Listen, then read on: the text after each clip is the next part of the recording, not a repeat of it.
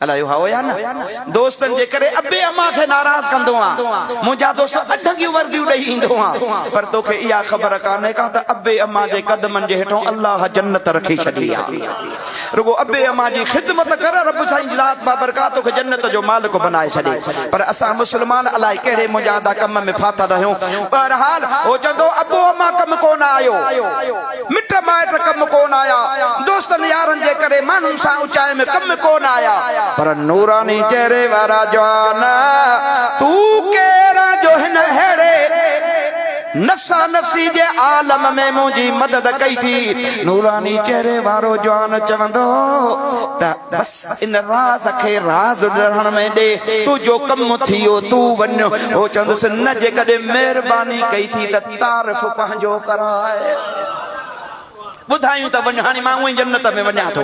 ओ नूरानी चेहरे वारो जवान चवंदुसि जे कॾहिं मूंखां पुछी थो त भला ॿुध त ॿुधायां जे कॾहिं मुंहिंजी हीअ सूरत मुबारक नूरानी ॾिसे थो हाओ साईं इहा मुंहिंजी सूरत त मां वठी आयो आहियां पर असुल मां अल्लाह जो क़ुरान आहियां अल्लाह जो कुरान आया तू मुखे पढ़ंदे हैं तरावियुन में बुधंदे हैं उथंदे विहंदे पढ़ंदो रहंदे हैं तंजे करे अज मां चो त जेको मुखा वफादारी दुनिया में कई थई मां वफा बेवफाई न कंदुस इन सा मां वफादारी कंदुस अज तोखे मुश्किल मरहलन मां पार करे तोखे जन्नत जो मालिक बनायो थम ओ अदड़ा क़यामत जो ॾिहारो थींदो अल्लाह जो कुरान बे मुस्लमान जी शफाअत फरमाईंदो सुभान अल्लाह चओ रमजान शरीफ भी मुसलमानन जी शफाअत फरमाइंदो मौला सजो ॾिहाड़ो बुख ते रहंदो तरावियूं पढ़ी ताम भला भला पिया पर उन जे वेझो कोन आयो तुझो अमर मञी सुभान अल्लाह अमर मञी पोइ अल्लाह पाक जी ज़ात बाबरकात उन्हनि जी शफाअत खे क़बूल फरमाए जन्नत जो मालिक बनाईंदो